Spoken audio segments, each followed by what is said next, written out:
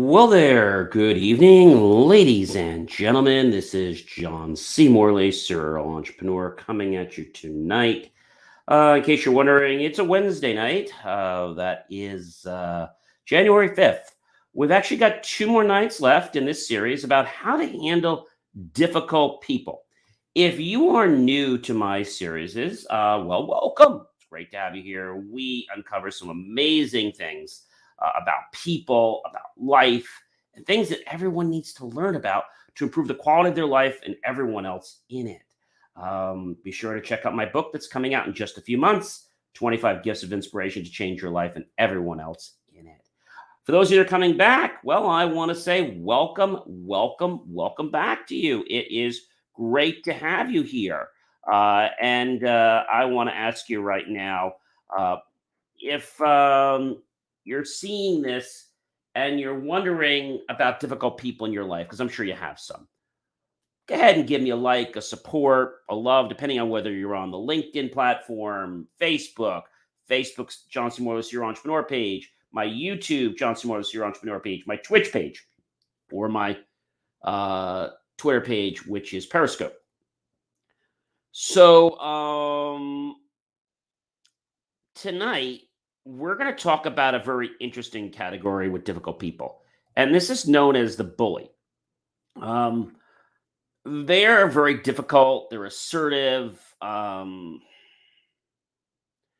don't want to be fair, they don't know how to compromise, they always have to be right. And they're about playing mind games with you. And a lot of times, well, all the time, they basically make the mind game that if you can't do what they want, then they play the tactic that maybe you shouldn't be working here. See, that's what they do.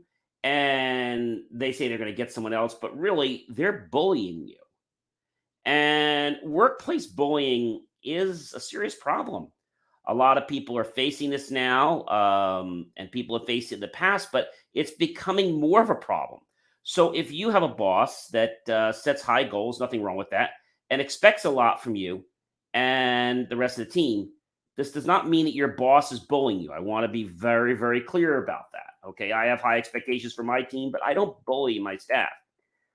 Employees assume that tough bosses are bullies, but that doesn't mean that. So, what does a bully mean? Well, a tough boss holds their employees accountable to strict guidelines. That is not a bully. A tough boss, um, basically doesn't allow you to placate or to give excuses. That's not a bully either. So, then what is a bully, which would be a difficult person, right? Um, a tough boss is fair, but remember, a bully is unfair and irrational.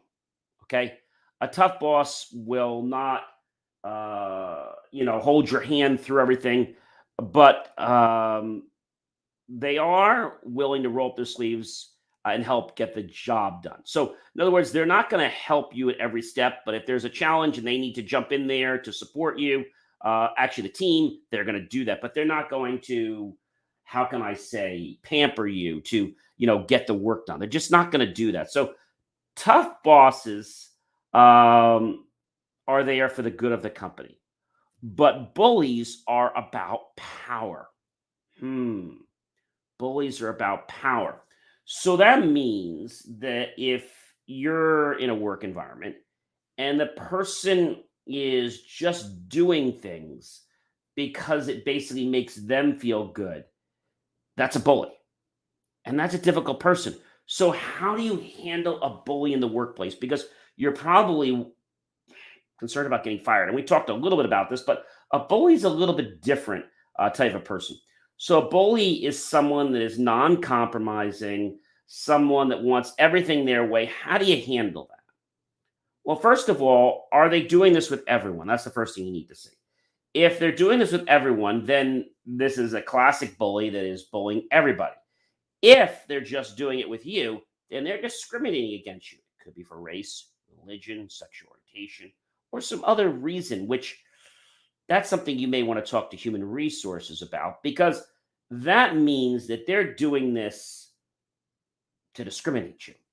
But most of the time, that's not why it happens. Um, the person, if they're just doing this to you, and it's not because of something you did, but they kind of usually this bully usually bullies everybody. Like if they bully the new guy or the new kid, that's not discriminating. So a bully is there in the workplace because they want to feel power. So how do you address this? Well, the big problem is that if other people are feeling this, well, then it's easy to talk to the other people and formulate a plan to work together, right? And then kind of go and talk to him as a team. However, if it's just you that's being bullied, how do you handle that? Let's say the guy's name is Joe. I used Joe before. Hey, Joe, can we get a cup of coffee later? Or after lunch, I'd like to just chat with you for about 10 or 15 minutes before you go into your next meeting. Yeah, no problem. You meet with them, and the most important thing is to not talk about them and that they're bullying you. You want to talk about the behavior. Okay. This is really important. A lot of people feel that the bullying is actually coming from, let's say, a person, but really it's the behavior. So when you try to talk to the person, hey, you're bullying me.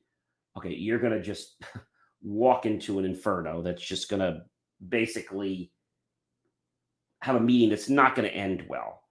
And it's just going to cause a lot of problems. So you have to do this tactfully. How do you do this? So you're talking with the person, and you could say, look, Joe, I understand you want everything to be top notch, and I'm sure you don't know me that well. Only been here for a little while. I want everything to be just as well too. I want to do the best for the company, the best for the clients, the best for you, and the best for myself as well.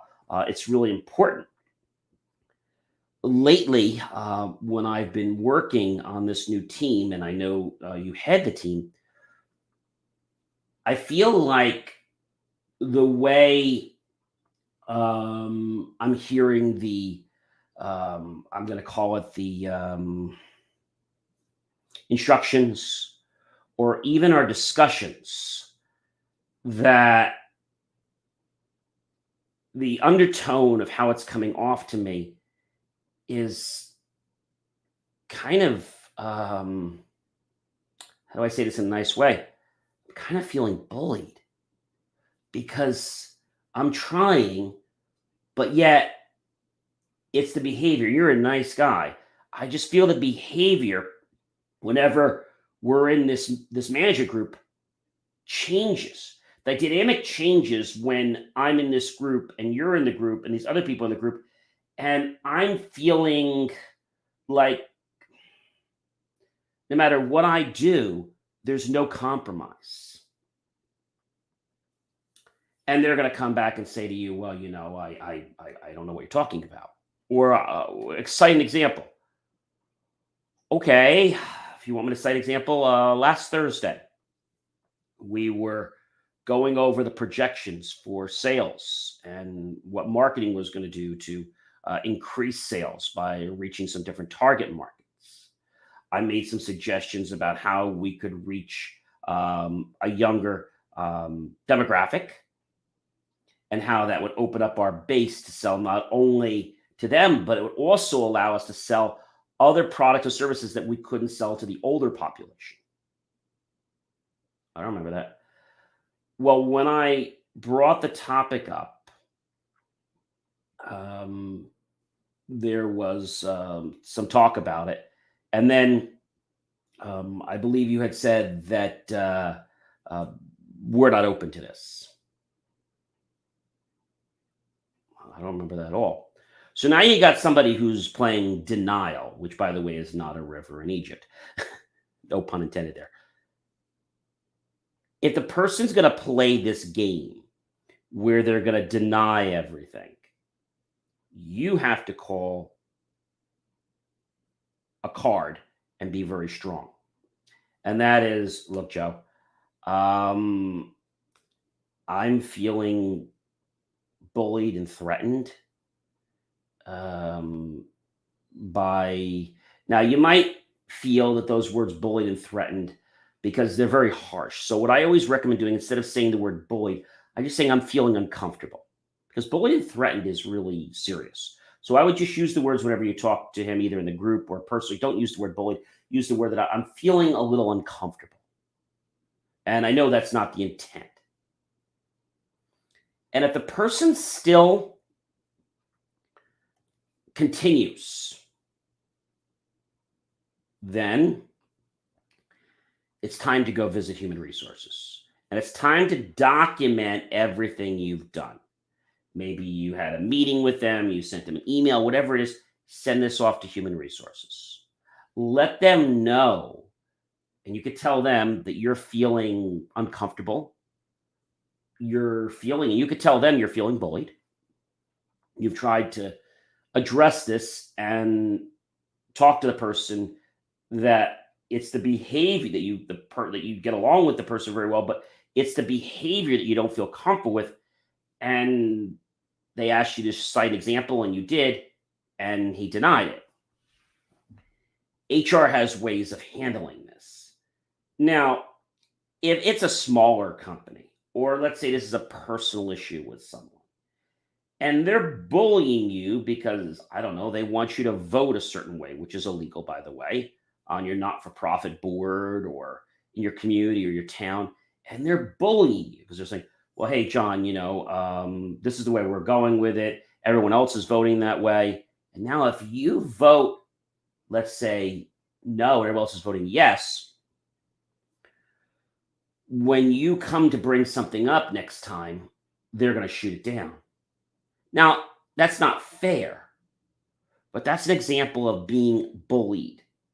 And so, if you can't approach the person directly and just have a conversation, remember, it's not about you trying to be right. It's not about you talking to the fact that the person did this. Don't talk about that. Talk about the behavior. When we were in this meeting, a statement was said. You don't even have to say the person's name. When I was in this meeting, a statement was said which made me feel very uncomfortable. I stayed through the meeting because I had a presentation to go through, and we had a guest vendor there, and I wanted to ascertain the rest of the information. So, how do you handle a bully? Well, I think the best way, like I told you, one is human resources. The second is talking with them. The third way to handle a bully is to remove yourself from the situation. So in this case, let's say you didn't want to go to human resources, and let's say you didn't want to do that. You could just politely say that you'd like to be removed from this board. And as long as that person was not your boss, very easy to do, because now you don't have interaction with that person on a daily basis. So that's something that's very easy. And you can also tell human resources, look, I don't want any problems. I just want to be removed from this board. I've already requested it, and that's all I'm asking for. And I don't want to be assigned to any other projects with this person. And that's perfectly fine with me. You see, when you do that, you come out as the better man. You're not looking to be the better man, but when you offer that olive branch, when you look to make the change, okay, then you're the one that is trying to be amenable and trying to, how can I say, facilitate an environment of compromise. HR will see this in a heartbeat. But if it's not an HR situation or a company situation, maybe it's a personal situation, and you have a friend that's bullying you, what do you do? Maybe this is a kid on the playground, right? And bullying becomes serious when it turns into verbal abuse, physical abuse. The most important thing is your safety. So I always say that it's important to tell someone, especially younger people, tell someone, get on record, and say, "Look, I don't want to make any actions right now. I just want to monitor the situation. I just want to have it on record at the school so that it's here. And I'm not looking to do anything, but I just want it on record." Perfectly fine. You see, when you go to a person, maybe it's someone in school, maybe playing football or tag or whatever, and guys are always very aggressive and competitive. And sometimes that bullying comes across stronger than it should. Competition comes out, but instead of competition coming out, you get this whole other personality. Now, if the behavior is limited to like just outside or a playtime, but the person is nice to you all the rest of the time, that's a clear indication that it's about competitiveness and winning. And then if that happens, let's say the kid's name is Brian and he's fine, let's say in school and in recess and all the other things, but outside, he's like this jerk. You could say, Brian, can I talk to you for a minute? Maybe it's at recess. Can I talk to you at recess? Yeah, sure, sure, John. Um, Brian, you and I have always been friends for a while, and I know you're a very competitive, you have a very competitive personality, maybe a little more competitive than I do. I'm starting to feel really uncomfortable with being on your team. The verbal abuse that I'm getting, the physical abuse, the teasing. I know it's all in the spirit of the game. I just don't like it. And it's just a little too much for me. And he may come back to you and say, "Hey, John, well, look, I didn't mean anything by it. And you're right, I'm really competitive, and I never want to harm, offend you, or be disrespectful towards you. It's just I'm really competitive." I understand. So we have a couple options here, the way I see it. One, I stop playing on your team and hanging out with you at lunchtime. Or two, we need to find another solution. So you might say to him, say, "Brian, if you don't want to hang out with me at lunchtime, that's fine." Well, of course I want to hang. I want to play. You're my friend. I want to. But how are we gonna? And maybe you could say something like, "John, you're right. How about we have like a safe word, like I don't know, Armageddon, or a safe word like ice cream. How's that?" Okay. And when you say that safe word to me, I'm gonna realize that my behavior is unacceptable to you, and I will stop. I may not apologize to you, but I will stop immediately what I'm doing and not treat you like that. Can we try that? Yeah. So the safe word is ice cream. So we go out for football after lunch, and Brian's getting really aggressive. He's starting to curse me out. He's pushing me a little bit, but now it's starting to get to the point where I'm starting to feel bad, and it's actually affecting my play. And it's getting crazy. So it might just be something like this is I guess you could just be going on and just wondering what to do, and you maybe remember the code word. I could go for a big dish of ice cream later. He said, "What you say?" I said, "I could go for a big dish of ice cream later, or maybe an ice cream cone." No. And then you notice that Brian changes and he stops doing what he was doing to you. And maybe it happens again another day, but you say it and he stops again. And then you've done this a couple times, but he always stops. Every time you say it, he always stops. And the end of the week comes and he comes up to you and he says, John, how's it been? Better. He says, look, I want to apologize to you. I'm sorry. I hope it's been better. No, it's been better. Okay. You know, I don't mean anything by it. I know. I think the safe word is a great way to kind of covertly let you know without making a big deal about what you're doing in front of the rest of the guys. Yeah, I think it's a good idea. And now you got a friend and you got someone that wants to respect you. But now let's say that you got another guy, and let's say his name is Tom, and you have a conversation with Tom at at uh, at recess, and you do the same thing with him, and he agrees. But now you say the word, and he still doesn't do it. And you say a word. Let's say the word is nighttime, or the game's over, or whatever the word is, and he doesn't change. And so the day end, when that happens, you basically decide to walk off the team for the day. And one or two things is going to happen. The person either going to back and say, "Hey, what are you doing?" And you can come back and say to them, "Look, Tom, we had a deal that when I said that word, you were going to stop." Yeah, but I can't. My testosterone. I just get so I can't.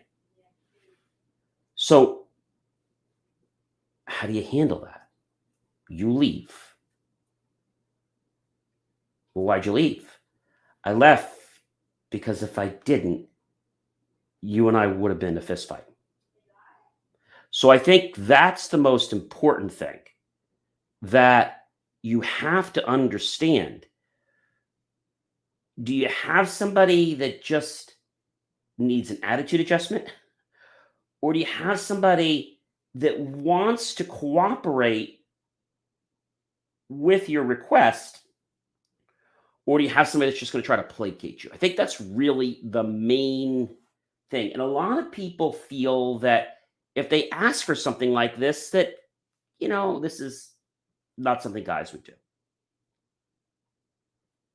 And it can happen with ladies too, not just gentlemen.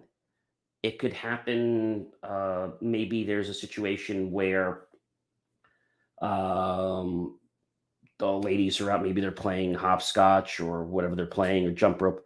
And one of the girls starts to really rant on the other and start to really tease the other person. And so it can happen there too.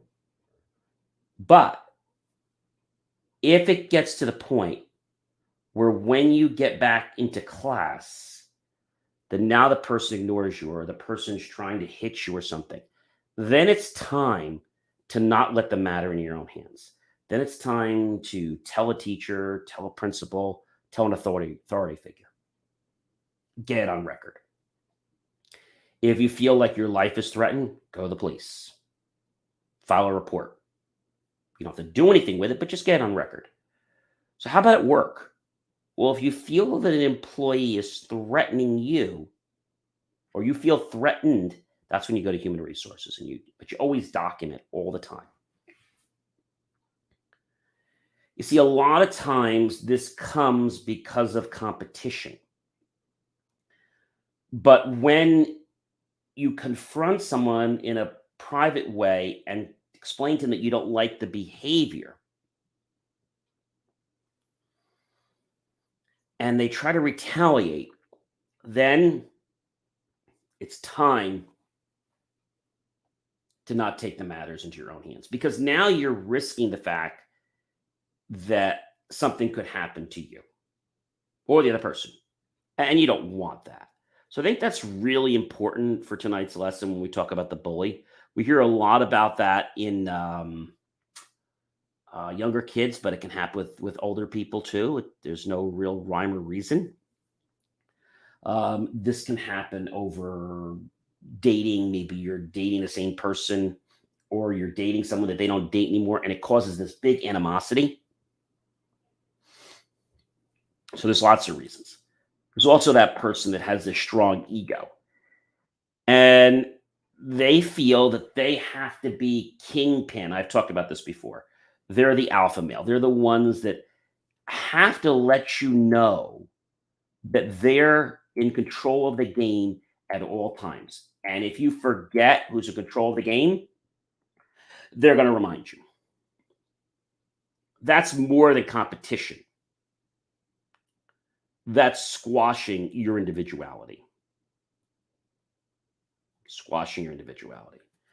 Now, I know this sounds crazy, but most people that have a difficult type of personality, you know what usually happens?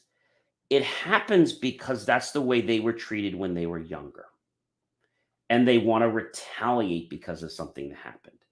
So if you can befriend someone, even somebody that doesn't want to friend you at first, if you can take a genuine interest, you might win a friend over and you might get them to share why they're doing what they're doing. Now, there's all different ways in different situations. So everything is going to be different. I want you to understand right now that working with difficult people is not easy, okay? Because you're not working with a difficult person. Stop thinking about that. You're working with a difficult behavior. Let's forget that they're difficult people. People aren't difficult. It's the behavior that's difficult. Working with a difficult person is impossible. Working with a difficult behavior, that's manageable. Because that means the person isn't difficult all the time. It's a behavior. And if you're seeing that difficult behavior all the time you're around, well, that's not all the time. It's just when you're around. So it's a behavior. But it's important to learn what triggers the person. If you know what that is, you can go to them and say, hey, look, I didn't mean to do that, or I'm sorry if that upsets you. I didn't know that at first. Most people don't want to be in conflict. They don't. There are people that will avoid you like the plague because they don't want conflict. These are a lot of times people that claim they want to fight you. But the truth of the matter is, even though they could fight you, they're not going to because they know deep inside that they're wrong. So they're not going to fight you. But they'll ignore you and they'll avoid you because they don't want to connect with their feelings or connect with why a behavior was done. They don't want that to be pointed out, even if it's in private or confidentiality. So the message tonight is this. If you're getting somebody who's a bully, try to have a conversation with them if you are able to outside of the bullying environment. Okay? Try to figure out, let them know that this makes you feel uncomfortable. Most people don't want to make others feel uncomfortable. It's not their intent. But if somebody deliberately wants to make you feel uncomfortable and they're not willing to talk about it, well, then it's time to not let the matters be in your own hands. Okay? So we have a few more days left. We have Thursday and we have Friday left on how to handle difficult people. And that's the title of the series, but really it's how to handle difficult behavior. Because if I would have said how to handle difficult behavior, I might have lost some people. So I call it how to handle difficult people, but people are not difficult. It's the behaviors that happen that cause us to see the person as a difficult person, but the person's not difficult. It's the behavior that they're exhibiting at a certain time. Well, ladies and gentlemen, I am John C. Morley, serial entrepreneur. It has been a privilege, a pleasure, and an honor to be with you this evening. I would really appreciate if you would tag your friends, your colleagues, and your associates. That's right. And I would like you to go ahead and share this out with everyone you know on social media. And then go to my channel on YouTube, type my name, John Space, C Space, Morley, Space, serial entrepreneur. Look for the key phrase, help keep our content free. Below that, you will see a link to PayPal and make the choice to buy my team and I a cup of coffee. We'll be so grateful with those pennies and those dollars we receive to you. We'll put them into new hardware, new technology, new equipment, new facilities, and even new staff to give you the most jaw-dropping, motivational content. I know that your life didn't come with a handbook, but it is my goal through many of the books I'm going to write to give you some insights to understand perspectives in our life. Because I've said this before from Dr. Dwayne Dyer and Patanjali's, when we change the way we look at things, the things we look at change. When we change the way we look at things, the things we look at change. When we change the way we look at things, the things we look at change. I hope you've been enjoying quite a bit through these series that we've been doing. And I'm excited on Saturday. You know why? Because we're going to be talking about the brain for a whole week. And we're going to dig into all the different components of the brain. It's going to be wild. But we're going to talk about how the brain works. I think that's going to be like so amazing. All right, ladies and gentlemen, I hope that you and yours have a very happy, healthy, and great rest of your evening. I will be back tomorrow, which is Thursday, January 6th, with another great cast about how to handle difficult people, and then one final on Friday. If there's something that you would like me to cover on this, go ahead and message me either on LinkedIn or the other, or you can tag onto the post. Let me know what you would like to see. The best way is reaching me on LinkedIn, and let me know what you'd like me to cover. I'll be sure to mention you on the air. Again, remember, all of your information should be kept to G or family friendly. Since this we are doing, even if it is an issue that might not be considered G, you can still frame your question in a way that I can still help you and keep our content family friendly, which is really important. I hope that you have a great rest of your evening, and I'll be back tomorrow, Thursday. Have a great night, everyone. Take care.